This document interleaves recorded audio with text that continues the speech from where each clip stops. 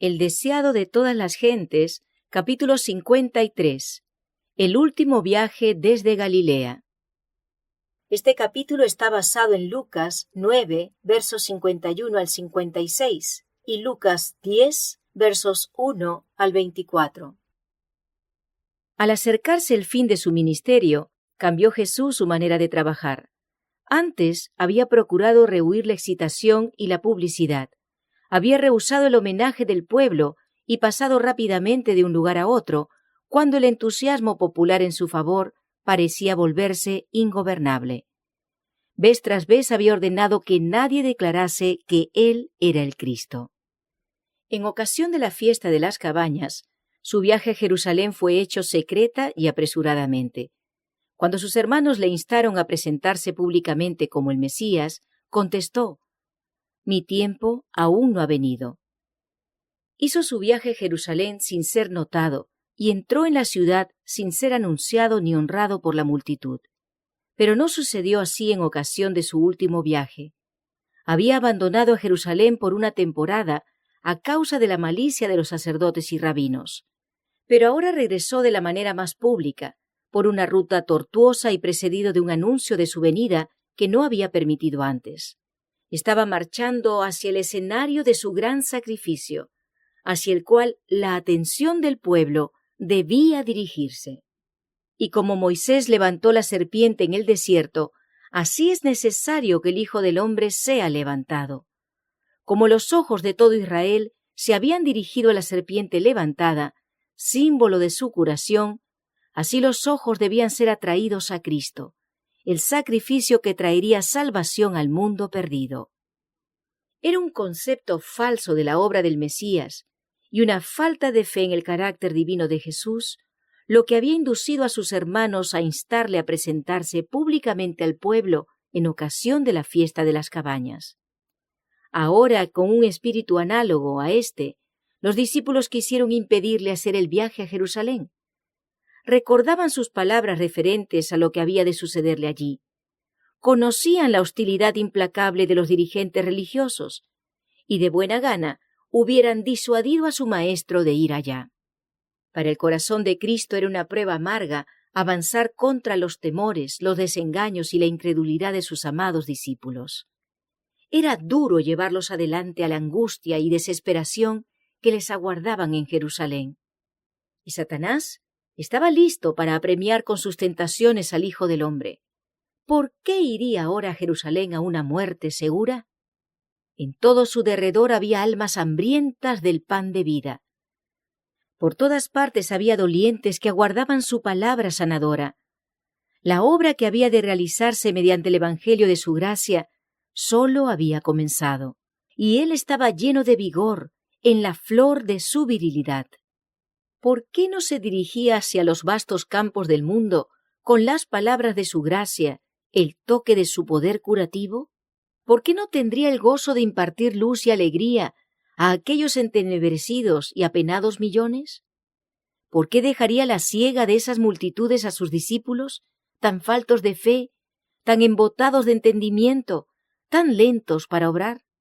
¿Por qué habría de arrostrar la muerte ahora y abandonar la obra en sus comienzos?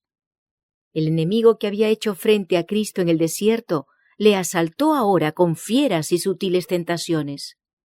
Si Jesús hubiese cedido por un momento, si hubiese cambiado su conducta en lo mínimo para salvarse, los agentes de Satanás hubieran triunfado y el mundo se hubiera perdido. Pero Jesús afirmó su rostro para ir a Jerusalén. La única ley de su vida era la voluntad del Padre. Cuando visitó el templo en su niñez, le dijo a María: ¿No sabías que en los negocios de mi Padre me conviene estar? En Caná, cuando María deseaba que él revelara su poder milagroso, su respuesta fue: «Aún no ha venido mi hora». Con las mismas palabras respondió a sus hermanos cuando le instaban a ir a la fiesta. Pero en el gran plan de Dios había sido señalada la hora en que debía ofrecerse por los pecados de los hombres, y esa hora estaba por sonar. Él no quería faltar ni vacilar. Sus pasos se dirigieron a Jerusalén donde sus enemigos habían tramado desde hacía mucho tiempo quitarle la vida, ahora la depondría. Afirmó su rostro para ir hacia la persecución, la negación, el rechazamiento, la condenación y la muerte. Y envió mensajeros delante de sí, los cuales fueron y entraron en una ciudad de los samaritanos para prevenirle. Pero los habitantes rehusaron recibirle, porque estaba en camino a Jerusalén. Interpretaron que esto significaba que Cristo manifestaba preferencia por los judíos, a quienes ellos aborrecían con acerbo odio. Si él hubiese venido a restaurar el templo y el culto en el monte Gerizim, le hubieran recibido alegremente, pero iba en camino a Jerusalén y no quisieron darle hospitalidad. Cuán poco comprendieron que estaban cerrando sus puertas al mejor don del cielo. Jesús invitaba a los hombres a recibirle, les pedía favores para poder acercarse a ellos y otorgarles las más ricas bendiciones. Por cada favor que se le hacía, devolvía una merced más valiosa. Pero aquellos samaritanos lo perdieron todo por su prejuicio y fanatismo. Santiago y Juan, los mensajeros de Cristo, se sintieron vejados por el insulto inferido a su Señor. Se llenaron de indignación porque él había sido tratado tan rudamente por los samaritanos, a quienes estaba honrando con su presencia. Poco antes habían estado con él en el monte de la Transfiguración, y le habían visto glorificado por Dios y honrado por Moisés y Elías. Pensaban que esta manifiesta deshonra de parte de los samaritanos no debía pasarse por alto sin un notable castigo. Al volver a Cristo, le comunicaron las palabras de los habitantes del pueblo, diciéndole que habían rehusado darle siquiera albergue para la noche. Pensaban que se le había hecho un enorme agravio, y al ver en lontananza el monte Carmelo, donde Elías había matado a los falsos profetas, dijeron: ¿Quieres que mandemos que descienda fuego del cielo y los consuma como hizo Elías? Se sorprendieron cuando vieron que Jesús se apenaba por sus palabras, y se sorprendieron aún más cuando oyeron su reproche. Vosotros no sabéis de qué espíritu sois, porque el Hijo del Hombre no ha venido para perder las almas de los hombres, sino para salvarlas. No es parte de la misión de Cristo obligar a los hombres a recibirle. Satanás y los hombres impulsados por su espíritu son quienes procuran violentar las conciencias. Pretextando celo por la justicia, los hombres que están confederados con los ángeles malos acarrean sufrimientos a sus prójimos, a fin de convertirlos a sus ideas religiosas. Pero Cristo está siempre manifestando misericordia. Siempre procura conquistarlos por la revelación de su amor. Él no puede admitir un rival en el alma ni aceptar un servicio parcial, pero desea solamente un servicio voluntario, la entrega voluntaria del corazón, bajo la compulsión del amor. No puede haber una evidencia más concluyente de que poseemos el espíritu de Satanás que el deseo de dañar y destruir a los que no aprecian nuestro trabajo u obran contrariamente a nuestras ideas. Todo ser humano pertenece a Dios en cuerpo, alma y espíritu. Cristo murió para redimir a todos. Nada puede ser más ofensivo para Dios que el hecho de que los hombres, por fanatismo religioso, ocasionen sufrimiento a quienes son adquisición de la sangre del Salvador. Y partiéndose de allí, vino a los términos de Judea y tras el Jordán, y volvió el pueblo a juntarse a él, y de nuevo les enseñaba como solía.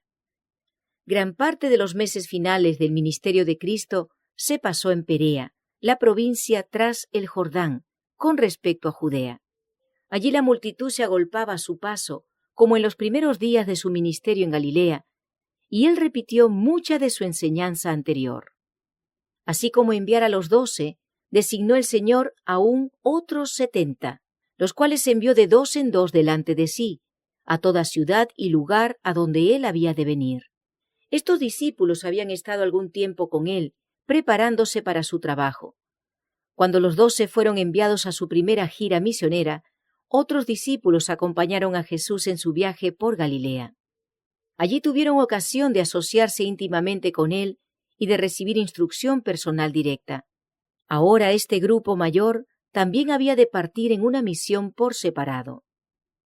Las indicaciones hechas a los 70 fueron similares a las que habían sido dadas a los 12, pero la orden impartida a los 12 de no entrar en ninguna ciudad de gentiles o samaritanos no fue dada a los 70. Aunque Cristo acababa de ser rechazado por los samaritanos, su amor hacia ellos era inalterable. Cuando los 70 partieron en su nombre, visitaron ante todo las ciudades de Samaria. La visita del Salvador mismo a Samaria, y más tarde la alabanza al buen samaritano y el gozo agradecido del leproso samaritano, quien de entre 10 fue el único que volvió para dar gracias a Cristo, fueron hechos de mucho significado para los discípulos.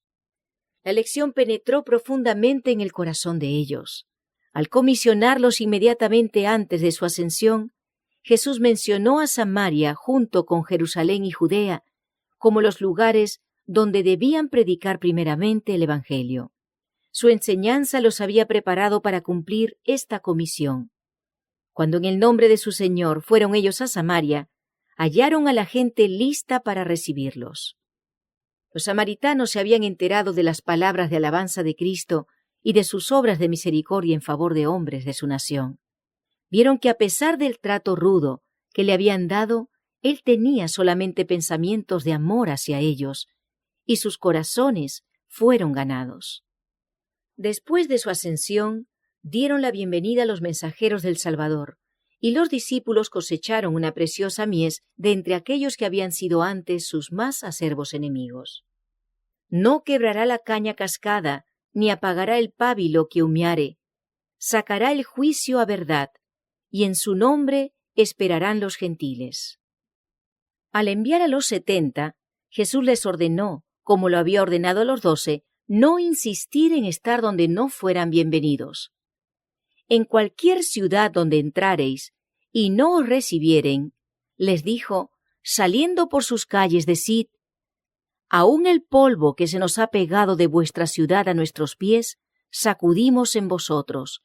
Esto empero sabed, que el reino de los cielos se ha llegado a vosotros. No debían hacer esto por resentimiento o porque se hubiese herido su dignidad, sino para mostrar cuán grave es rechazar el mensaje del Señor o a sus mensajeros. Rechazar a los siervos del Señor es rechazar a Cristo mismo. Y os digo, añadió Jesús, que los de Sodoma tendrán más remisión aquel día que aquella ciudad. Y recordó los pueblos de Galilea, donde había cumplido la mayor parte de su ministerio. Con acento de profunda tristeza exclamó, ¡ay de ti, Corazín! ¡Ay de ti, Betsaida! Que si en Tiro y en Sidón hubieran sido hechas las maravillas que se han hecho en vosotras, ya días ha que sentados en cilicio y ceniza se habrían arrepentido. Por tanto, Tiro y Sidón tendrán más remisión que vosotras en el juicio. Y tú, Capernaum, que hasta los cielos estás levantada, hasta los infiernos serás abajada. Las más ricas bendiciones del cielo habían sido ofrecidas gratuitamente a aquellos activos pueblos próximos al mar de Galilea. Día tras día, el príncipe de la vida había entrado y salido entre ellos. La gloria de Dios, que profetas y reyes habían anhelado ver, había brillado sobre las multitudes que se agolpaban en el camino del Salvador. Sin embargo, habían rechazado el don celestial. Con gran ostentación de prudencia, los rabinos habían amonestado al pueblo contra la aceptación de las nuevas doctrinas enseñadas por este nuevo maestro, porque sus teorías y prácticas contradecían las enseñanzas de los padres. El pueblo dio crédito a lo que enseñaban los sacerdotes y fariseos, en lugar de procurar entender por sí mismo la palabra de Dios. Honraba a los sacerdotes y gobernantes en vez de honrar a Dios, y rechazó la verdad a fin de conservar sus propias tradiciones. Muchos habían sido impresionados y casi persuadidos, pero no habían obrado de acuerdo con sus convicciones y no eran contados entre los partidarios de Cristo. Satanás presentó sus tentaciones hasta que la luz les pareció tinieblas. Así muchos rechazaron la verdad que hubiera tenido como resultado la salvación de su alma. El testigo verdadero dice: «He aquí, yo estoy a la puerta y llamo». Toda amonestación, reprensión y súplica de la palabra de Dios o de sus mensajeros es un llamamiento a la puerta del corazón. Es la voz de Jesús que procura entrada. Con cada llamamiento desoído se debilita la inclinación a abrir. Si hoy son despreciadas las impresiones del Espíritu Santo, mañana no serán tan fuertes. El corazón se vuelve menos sensible y cae en una peligrosa inconsciencia en cuanto a lo breve de la vida frente a la gran eternidad venidera. Nuestra condenación en el juicio no se deberá al hecho de que hayamos estado en el error, sino al hecho de haber descuidado las oportunidades enviadas por el cielo para que aprendiésemos lo que es la verdad. A semejanza de los apóstoles, los 70 habían recibido dones sobrenaturales como sello de su misión. Cuando terminaron su obra, volvieron con gozo diciendo: «Señor, aún los demonios se nos sujetan en tu nombre». Jesús respondió: «Yo veía a Satanás como un rayo que caía del cielo». Escenas pasadas y futuras se presentaron a la mente de Jesús. Vio a Lucifer cuando fue arrojado por primera vez de los lugares celestiales. Miró hacia adelante a las escenas de su propia agonía, cuando el carácter del engañador sería expuesto a todos los mundos. Oyó el clamor: «Consumado es», el cual anunciaba que la redención de la raza caída quedaba asegurada para siempre, que el cielo estaba eternamente seguro contra las acusaciones, los engaños y las pretensiones de Satanás. Más allá de la cruz del Calvario, con su agonía y vergüenza, Jesús miró hacia el gran día final, cuando el príncipe de las potestades del aire será destruido en la tierra durante tanto tiempo mancillada por su rebelión. Contempló la obra del mal terminada para siempre, y la paz de Dios llenando el cielo y la tierra. En lo venidero, los seguidores de Cristo habían de mirar a Satanás como a un enemigo vencido. En la cruz, Cristo iba a ganar la victoria para ellos. Deseaba que se apropiasen de esa victoria. «He aquí», dijo él, «os doy potestad de hollar sobre las serpientes y sobre los escorpiones, y sobre toda fuerza del enemigo, y nada os dañará». El poder omnipotente del Espíritu Santo es la defensa de toda alma contrita. Cristo no permitirá que pase bajo el dominio del enemigo quien haya pedido su protección con fe y arrepentimiento. El Salvador está junto a los suyos que son tentados y probados. Con Él no puede haber fracaso, pérdida, imposibilidad o derrota. Podemos hacer todas las cosas mediante aquel que nos fortalece. Cuando vengan las tentaciones y las pruebas, no esperéis arreglar todas las dificultades, sino mirad a Jesús, vuestro ayudador. Hay cristianos que piensan y hablan demasiado del poder de Satanás. Piensan en su adversario, oran acerca de él, hablan de él, y parece agrandarse más y más en su imaginación. Es verdad que Satanás es un ser fuerte, pero gracias a Dios tenemos un Salvador poderoso que arrojó del cielo al maligno. Satanás se goza cuando engrandecemos su poder. ¿Por qué no hablamos de Jesús? ¿Por qué no magnificamos su poder y su amor? El arco iris de la promesa que circuye el trono de lo alto es un testimonio eterno de que de tal manera amó Dios al mundo, que ha dado a su Hijo unigénito, para que todo aquel que en él cree no se pierda, mas tenga vida eterna. Atestigua al universo que nunca abandonará Dios a su pueblo en la lucha contra el mal. Es una garantía para nosotros de que contaremos con fuerza y protección mientras dure el trono. Jesús añadió: «Mas no os gocéis de esto, que los espíritus se os sujetan. Antes gozaos de que vuestros nombres están escritos en los cielos. No os gocéis por el hecho de que poseéis poder, no sea que perdáis de vista vuestra dependencia de Dios. Tened cuidado, no sea que os creáis suficientes y obréis por vuestra propia fuerza, en lugar de hacerlo por el Espíritu y la fuerza de vuestro Señor. El yo está siempre listo para atribuirse el mérito por cualquier éxito alcanzado. Se lisonjea y exalta al yo, y no se graba en otras mentes la verdad de que Dios es todo y en todos. El apóstol Pablo dice, porque cuando soy flaco, entonces soy poderoso. Cuando nos percatamos de nuestra debilidad, aprendemos a no depender de un poder inherente. Nada puede posesionarse tan fuertemente del corazón como el sentimiento permanente de nuestra responsabilidad ante Dios. Nada alcanza tan plenamente a los motivos más profundos de la conducta como la sensación del amor perdonador de Cristo. Debemos ponernos en comunión con Dios. Entonces seremos dotados de su Espíritu Santo, el cual nos capacita para relacionarnos con nuestros semejantes. Por lo tanto, gozaos de que mediante Cristo habéis sido puestos en comunión con Dios, como miembros de la familia celestial. Mientras miréis más arriba que vosotros mismos, tendréis un sentimiento continuo de la flaqueza de la humanidad. Cuanto menos apreciéis el yo, más clara y plena será vuestra comprensión de la excelencia de vuestro Salvador. Cuanto más estrechamente os relacionéis con la fuente de luz y poder, mayor luz brillará sobre vosotros y mayor poder tendréis para trabajar por Dios. Gozaos, porque sois uno con Dios, uno con Cristo y con toda la familia del cielo.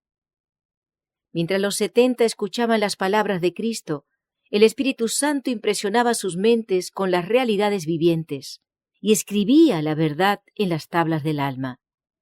Aunque los cercaban multitudes, estaban como a solas con Dios. Conociendo que ellos habían sido dominados por la inspiración de la hora, Jesús se alegró en espíritu y dijo, «Yo te alabo, oh Padre, Señor del cielo y de la tierra, que escondiste estas cosas a los sabios y entendidos, y las has revelado a los pequeños. Así, Padre, porque así te agradó. Todas las cosas me son entregadas de mi Padre, y nadie sabe quién sea el Hijo sino el Padre, ni quién sea el Padre sino el Hijo, y a quien el Hijo lo quisiere revelar». Los hombres honrados por el mundo, los así llamados grandes y sabios, con su alardeada sabiduría, no podían comprender el carácter de Cristo. Le juzgaban por la apariencia exterior, por la humillación que le cupo como ser humano, pero a los pescadores y publicanos les había sido dado ver al invisible. Aún los discípulos no podían comprender todo lo que Jesús deseaba revelarles, pero a veces, cuando se entregaban al poder del Espíritu Santo, se iluminaban sus mentes. Comprendían que el Dios poderoso, revestido de humanidad, estaba entre ellos. Jesús se regocijó porque aunque los sabios y prudentes no tenían este conocimiento, había sido revelado a aquellos hombres humildes. A menudo, mientras él había presentado las Escrituras del Antiguo Testamento y les había mostrado cómo se aplicaban a él y a su obra de expiación, ellos habían sido despertados por su espíritu y elevados a una atmósfera celestial. Tenían una comprensión más clara de las verdades espirituales habladas por los profetas que sus mismos autores. En adelante habrían de leer las Escrituras del Antiguo Testamento, no como las doctrinas de los escribas y fariseos, no como las declaraciones de sabios que habían muerto, sino como una nueva revelación de Dios. Veían a aquel al cual el mundo no puede recibir porque no le ve ni le conoce, mas vosotros le conocéis, porque está con vosotros y será en vosotros. Lo único que nos permite obtener una comprensión más perfecta de la verdad consiste en que mantengamos nuestro corazón enternecido y sojuzgado por el Espíritu de Cristo. El alma debe ser limpiada de la vanidad y el orgullo, y vaciada de todo lo que la domina, y Cristo debe ser entronizado en ella. La ciencia humana es demasiado limitada para comprender el sacrificio expiatorio. El plan de la redención es demasiado abarcante para que la filosofía pueda explicarlo. Será siempre un misterio insondable para el razonamiento más profundo. La ciencia de la salvación no puede ser explicada, pero puede ser conocida por experiencia. Solamente el que ve su propio carácter pecaminoso puede discernir la preciosidad del Salvador. Las lecciones que Jesús enseñaba mientras iba lentamente de Galilea a Jerusalén estaban llenas de instrucción. El pueblo escuchaba ansiosamente sus palabras. En Perea y Galilea, el pueblo no estaba tan dominado por el fanatismo de los judíos como en Judea, y las enseñanzas de Cristo hallaban cabida en los corazones. Presentó muchas de sus parábolas durante estos últimos meses de su ministerio. Los sacerdotes y rabinos le perseguían cada vez más acerbamente, y las amonestaciones que les dirigiera iban veladas en símbolos. Ellos no podían dejar de entender lo que quería decir, aunque no podían hallar en qué fundar una acusación contra él. En la parábola del fariseo y el publicano, la suficiencia propia manifestada en la oración, Dios, te doy gracias, que no soy como los otros hombres, contrastaba vívidamente con la plegaria del penitente, Dios, sé propicio a mi pecador. Así censuró Cristo la hipocresía de los judíos, y bajo las figuras de la higuera estéril y de la gran cena, predijo la sentencia que estaba por caer sobre la nación impenitente. Los que habían rechazado desdeñosamente la invitación al banquete evangélico oyeron sus palabras de amonestación. Porque os digo que ninguno de aquellos hombres que fueron llamados gustará mi cena. Muy preciosas eran las instrucciones impartidas a los discípulos. La parábola de la viuda importuna y del amigo que pedía pan a medianoche dieron nueva fuerza a sus palabras. Pedid y se os dará. Buscad y hallaréis. Llamad y se os abrirá. Y a menudo la vacilante fe de ellos fue fortalecida recordando las palabras que Cristo había dicho.